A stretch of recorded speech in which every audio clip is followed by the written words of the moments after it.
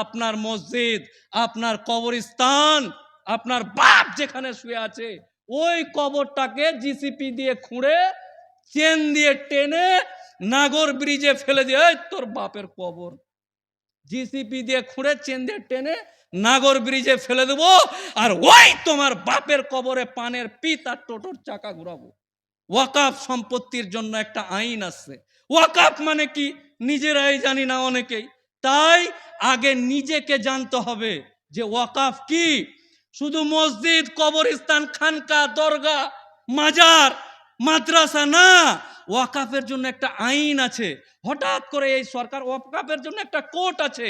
আমি যদি আপনার মেয়েকে নিয়ে পালিয়ে যাই তাহলে আপনি ভাটল ফাঁড়িতে গিয়ে কেস করবেন যে উকিল সাহেব আমার বেটিকে নিয়ে পালিয়ে গেছে, কিডন্যাপিং আর ধর্ষণের মামলা হবে।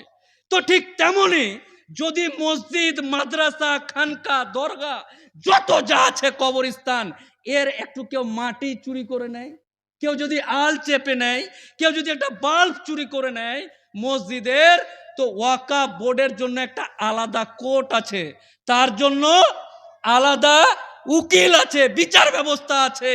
হঠাৎ করে এই সরকারের মনে হলো যে না আরো বেশি বেশি করে মুসলমানদের জন্য মায়া দেখাবো। কি করব না, তো আইনটা শুনে নেন যে আইন ছিল কি। 4টা জিনিস বলে আমি মাওলানা সাহেবের কাছে আবার ক্ষমা চেয়ে নিয়ে আপনাদেরকে 4টা জিনিস বলার চেষ্টা করছি। এক, আগের দিনে আইন ছিল যে এই এলাকায় এই জায়গাটা এটা মাদ্রাসা, এর মাদ্রাসার পাশে আনসারির লোকেরা ভাবলো যে এই পিছনটাতে কবরস্থান করব। তো এই জায়গাটা কার না, তো ভাটল হাটের শ্যামলের বাপের। তো শ্যামলের বাপের কাছে ভাটলের হাটে গিয়ে এই এলাকার আনসারি পাড়ার লোকগুলা বলল, কাকা তোমার বাপ আর আমার বাপ দীর্ঘদিন এখানে একসাথে ব্যবসা করতো, তো আমরা মানুষ মরে গেলে যেখানে এখন কবর দিচ্ছি ওখানে বৃষ্টির দিন মাটি উঠে যায় না, পানি উঠে যায়, তো যদি একটু দিতেন তাহলে আমরা কয়েকটা বাড়ি ছিলাম এখানে কবর দেব। ঠিক আছে যা। আগে শ্যামলের বাপ কবরস্থান, মাদ্রাসা, মসজিদের জায়গা, খানকা, দরগার জায়গাতে শ্যামলের বাপ জমি দিতে পারতো। মোদি বলছে হিন্দু রাষ্ট্র করবো, ফের শ্যামলের বাপ এই আনসারি পাড়ার মুসলমানটিকে জায়গা দিতে যায়। এই আইনে শ্যামলের বাপ আনসারি পাড়ার লোককে জমি দিতে পারবে না কবরস্থানের জন্য। ঠিক আছে থাক, আল্লাহ আমাদেরকে অনেক কিছু দিয়েছে, আমরা পানি ছেঁচা হলেও নিজের বাপকে কবর দিয়ে দেবো, এটা নিয়ে সমস্যা নয়। তো বলছে এই যে এটা মাদ্রাসা, এই মাদ্রাসাতে 10 জন কমিটিতে আছে, শ্যামলের বাপ জমি দিতে পারবে না, কিন্তু সরকার বলছে এই কমিটিতে 2টা শ্যামলের বাপ আর দীপঙ্করের বাপ মেম্বার হবে। শ্যামলের বাপ আর দীপঙ্করের বাপ মেম্বার হবে, এটা মেম্বার করতে হবে। তো এই বর্তমান দিনের টাটকা হিন্দু যেগুলো হয়েছে তারা বলছে যে আপনারা তো খুব বলেন যে হিন্দু মুসলমান এক, তো শ্যামলের বাপ আর দীপঙ্করের বাপ মসজিদ কমিটির মেম্বার হলে ক্ষতি কি আছে? আরে ভাই আপনাকে ক্লিয়ার করে দিই, নিঃসন্দেহে আল্লাহর কসম খেয়ে বলি কোন মুসলমানের হৃদয়ে না শ্যামলের বাপের জন্য কিছু আছে না দীপঙ্করের বাপের জন্য কিছু আছে। রাগ এবং আমরা ঘৃণা করি সেই মানুষগুলোকে যারা বিচার ব্যবস্থাতে কোর্টে বসে একটা জজ তখন মুসলমান পাড়াকে পাকিস্তানি পাড়া বলে, একটা জজ যখন সংবিধানের কসম নিয়ে মুসলমানকে কাঠমোল্লা বলে, ওই জজটা যদি এই মাদ্রাসার সেক্রেটারি বা মেম্বার হয় তাহলে আমাদের দ্বিধা আছে। শ্যামলের বাপকে নিয়ে আমাদের কোনো চিন্তা নাই। যে জজটা চেয়ারে বসে মুসলমান বলে কাঠমোল্লা বলে, ওই জজটার মতো লোককে আমরা আমার বাপের দেওয়া জমিতে না মেম্বার হতে দিব না সেক্রেটারি হতে দিব। এই গেল একটা আইন। দ্বিতীয় আইন হলো এই যে এই এলাকা আনসারি পাড়ার লোকের একটা কবরস্থান আছে। কবরস্থান ক বিঘার আছে? ধরুন 10 বিঘার।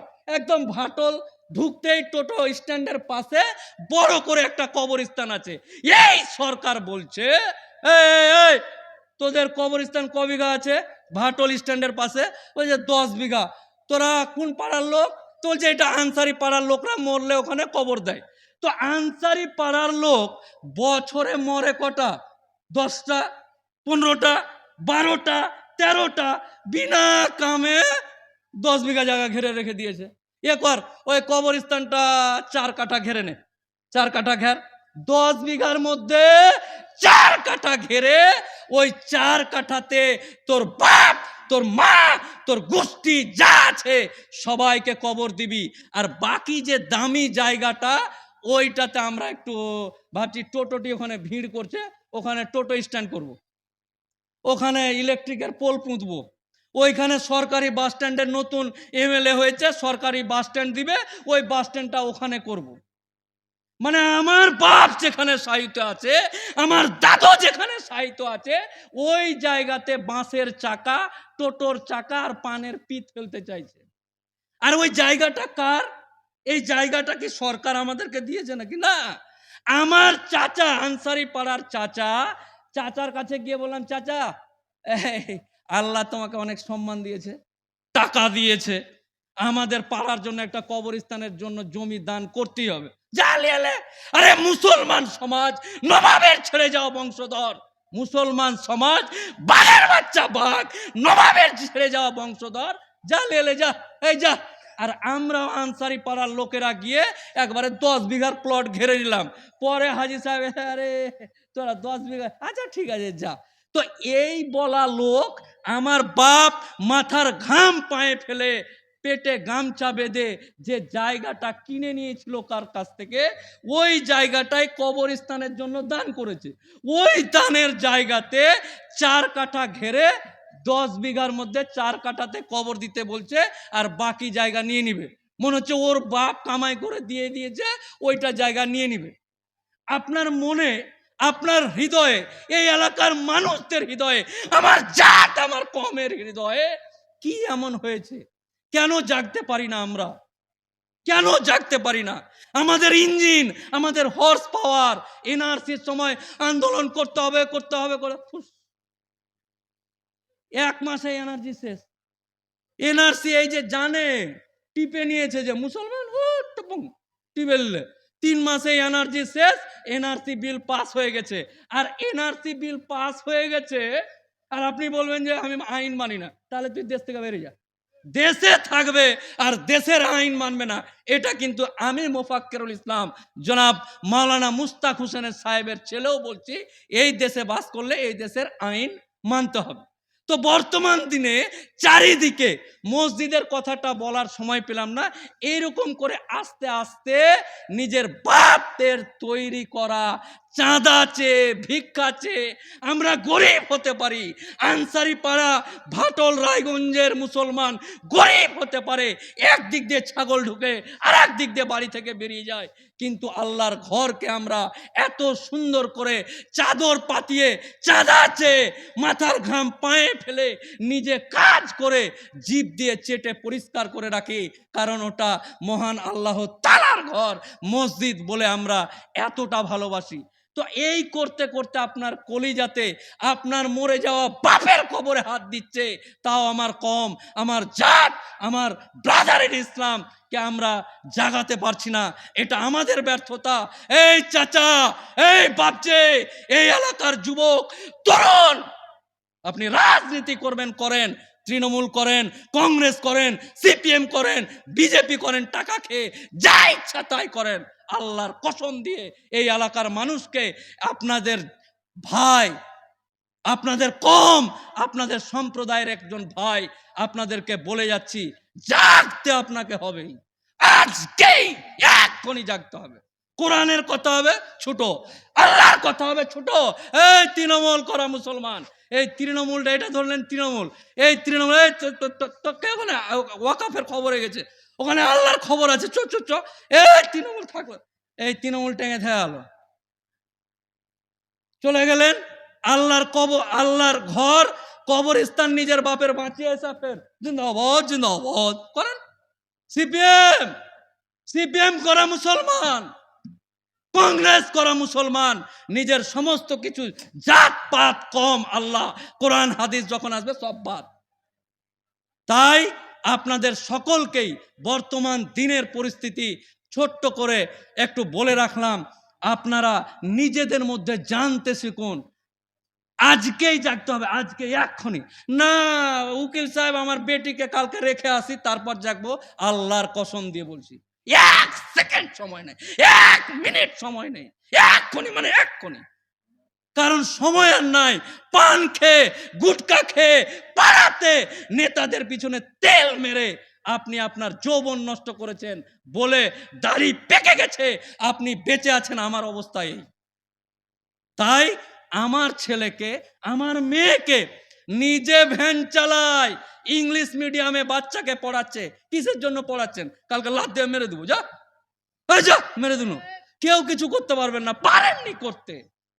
না আমার বাপ পেরেছে, না আমি পেরেছি। তাই আজকেই আপনাকে জাগার আহ্বান জানাচ্ছি। আপনাকে অত্যন্ত, আপনারা যদি বলেন যে আপনি উকিল হলে মানব না, আপনারা সবাই উঠে দাঁড়ান। আমি মোফাক্কেরুল ইসলাম আপনাদের পায়ে হাত দিয়ে বলে যাব যে হে আমার ব্রাদার, হে আমার জাত, আমার কম, আপনাদেরকে জাগার সময় এসছে। তাই জাগা মানে কি লাঠি লাঠা দিয়ে বেরোতে হবে না, শুধু এক হয়ে যেতে হবে। আল্লাহর কথা এক। কে হানফি সাফি উমুক আহলে হাদিস রেজবি এই ওই এনা বেনা তেনাসিস কালু টোকরা 19-20, আরে ছাড়ো সব, টাইম নেই। কিভাবে নামাজ পড়বেন নিজের মুলবির কাছে গিয়ে শিখবেন, এখানে না এখানে না এখানে।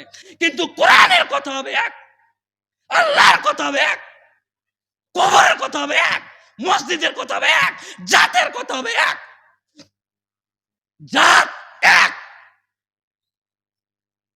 ইনশাআল্লাহ আগামী দিন আপনারা সবাই একত্রিত হয়ে, এক হওয়া মানে কি কারো বাড়িতে যে ঢেল মারতে হবে না, এক হয়ে যা বসে যান না, সব সোজাই যাবে। আমাদের এক করে 100 হাত দূরে শিয়াল বাঘ সব পালিয়ে এক জায়গায় জল খেয়ে নিবে, কিন্তু আমরা নিজেদেরকে ভুলে গেছি। তাই নতুন করে আবার একদম ইসলাম, মুসলমান মানে বাঘের বাচ্চা বাঘ, বিদ্রোহী সন্তানের মতন আগামী দিন আপনাদের এই চেহারা যেন যে কোনো কোরআনের মজলিসে, আল্লাহর মজলিসে, মসজিদে, কবরস্থানে, ওয়াকাফে, জাতের দিকে যেন উপস্থিত দেখতে পাই, এই আবেদন রেখে আপনাদের এলাকা থেকে আমি আপনাদেরকে এখান থেকেই বিদায় নিচ্ছি। আপনারা সকলেই ভালো থাকুন। আর মহান আল্লাহ তাআলা মুর্শিদাবাদের বেলডাঙ্গাতে কি হয়েছে তার অপবাদে এই এলাকার মানুষের কাছ থেকে যেন রহম তুলে না নেয় আল্লাহ। হে আল্লাহ, আমরা ভুল, আমরা পাপী, আমরা তাপী। বর্তমান দিনে আমার ছেলেকে মানুষ করতে হবে, আমার পরিবারকে নিয়ে চিন্তিত থাকার কারণে হয়তো আমরা ঠিক মতন করতে পারছি না। তাই আগামী দিন আল্লাহ আমাদের ভুলের কারণে আমাদের যে ছেলে মেয়ে আসছে তাদের উপর থেকে রহম তুমি তুলে নিও না আল্লাহ। এই দোয়া রেখে এই এলাকার মানুষের কাছ থেকে অনেক ভালোবাসা এবং আমার বাবাজির কাছ থেকে আবার ক্ষমা চেয়ে আমি আমার বক্তব্য শেষ করছি। ওমা আলাইনা ইল্লাল বালাল। আসসালামু আলাইকুম ওয়া রাহমাতুল্লাহি ওয়া বারাকাতুহু। ওয়ালাইকুম আসসালাম রহমতুল্লাহি ওবরাকাতুহু। মাশাআল্লাহ, দেশে মুসলমানদের অবস্থা কীরকম তা নিয়ে আমাদের সামনে আলোচনা করলেন। আমাদের চক্ষু খোলা আলোচনা। আজকের জালসার বিশিষ্ট অতিথি আর বিশিষ্ট কলকাতা হাইকোর্টের আইনজীবী জনাব মোফাক্কেরুল ইসলাম সাহেব। আমাদের সচেতন হওয়া উচিত, সেই বক্তব্যগুলোকে আমাদের ব্রেনে মস্তিষ্ক রেখে জীবনযাপন আমাদের ভবিষ্যতে করা উচিত। আল্লাহ রাব্বুল আলামিন আমাদের সচেতন হওয়ার আর সজাগ হওয়ার তৌফিক দান করেন।